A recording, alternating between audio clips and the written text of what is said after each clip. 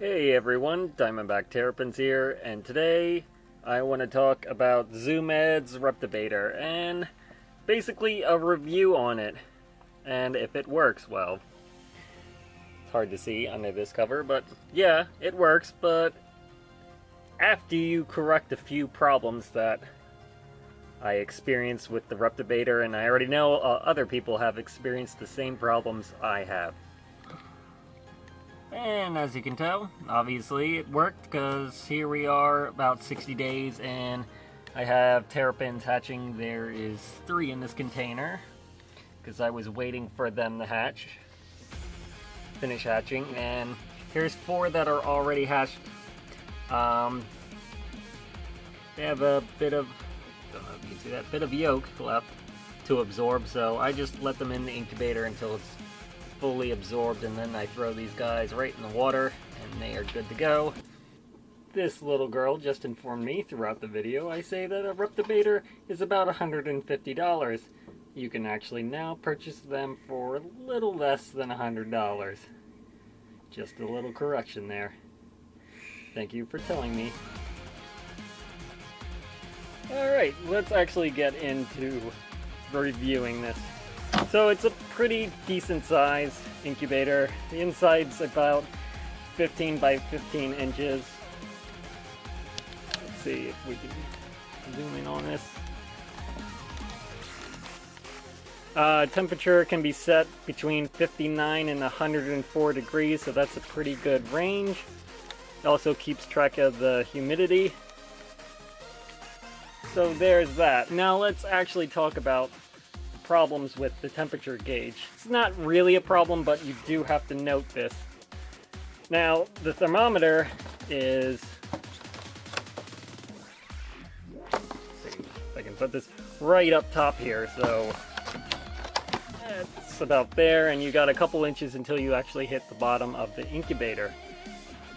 Now, the heating element is also up top. So up top here, it's going to be a warmer temperature than actually down at the bottom where the eggs are. So if you go by this, you think you're incubating your eggs at, like, let's say right now it says 78, but actually at the bottom of the incubator it's going to be about 71, and if you're actually hatching turtle eggs, that's really low and probably will result in eggs not hatching.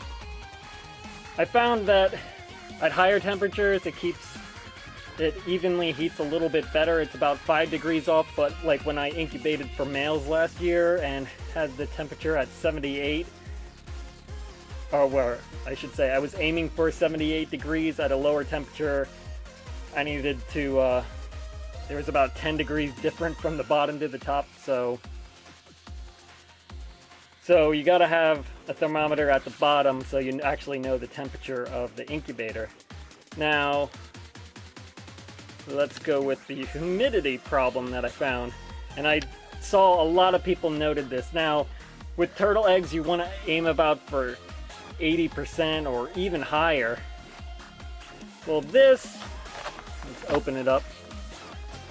First, this mat.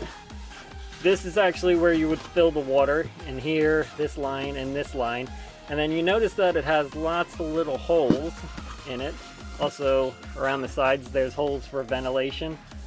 Well, I found this is way too much ventilation, and actually, humidity was terrible. I could not keep humidity up, and I saw a lot of other people noted that this does not keep humidity, especially if you're going for turtle eggs that need higher humidity. This was not working out, so I had to spray the eggs, or I saw people putting extra bowls of water in with the eggs, but that's taking up room if you have a bunch of eggs. So, as you can see, I actually took siliconed every hole in this incubator, even at the sides, siliconed it. So this is airtight almost.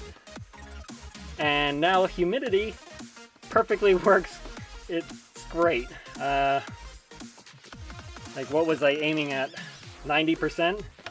And also with the holes filled, you can put more water in here, because depending how many eggs you have, and how long you're going, this actually will completely evaporate, and then you have to try and mess with and fill it with water and be careful. But if the holes are all silicone, then you can fill this as high as you want and just have this mat floating on top, and you don't have to worry about having to refill it because you already added a lot of water to prepare for months of incubation. So, the price on this, I believe, is $150 or more. I did not pay for it. I would not pay that much for this thing. But, otherwise, you know, I fixed those problems. You know about the temperature. Once you know about the temperature, fix the humidity problems. The heating element keeps the temperature very steady.